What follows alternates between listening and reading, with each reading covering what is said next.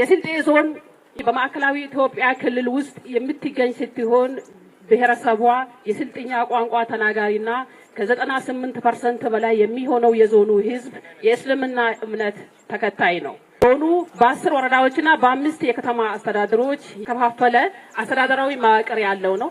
የስልጤ ዞን የጉራጌ ዞንና ከምስራቅ ጉራጌ ዞን አረቆ ልዩ ወረዳ አላባ ኦሮሚያ ክልልና ከሃዲያ ዞን ይዋሰናል።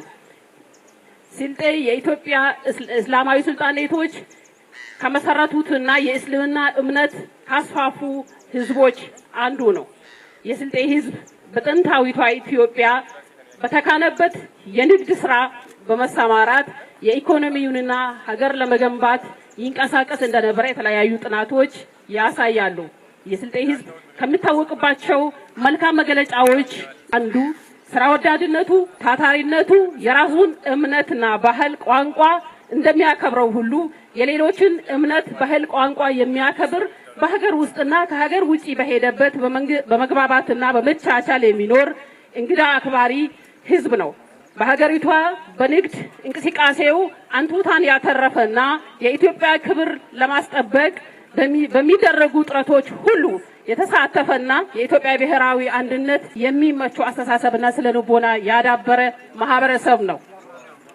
የቱሪዝም ሚኒስቴር ከዩኒስኮ ጋር በመተባበር የኢትዮጵያና ከምስራቅ አፍሪካ አገራት በተወጣጡ የዘርፉ ባለሙያዎች እንዲሁም የዓለም አቀፍ አሰልጣኞች የሚሳተፉበት ባያ ጡፋና ሀር ሸይጣን ሐይቆች እንዲጎበኟቸው ስላደረጉልን የተከበሩ አቶ ስለሺ ገርማን የፌደራል ቱሪዝም ሚኒስቴር ዴኤታና ሌሎች ባለድርሻ አካላትን እጅግ አድርጌ ላመሰግን ወዳለሁ።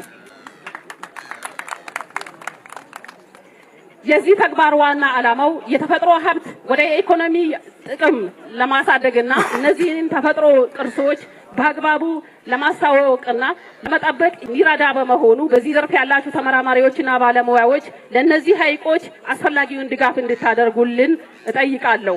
በመጨረሻም የዞኑ የቱሪዝም ኢንቨስትመንት አቅም ምንም ያልተነካ በመሆኑ ከአዲስ አበባ በቅርብ ርቀት ላይ የሚገኝ በመሆኑ ለቱሪስቶችም ደህንነትና በዘርፉ ለሚሰሩ ባለሀብቶች አስተማማኝ ሰላም ያለበት አካባቢ በመሆኑ ኑ በጋራ እናልማ እላለሁ። አመሰግናለሁ።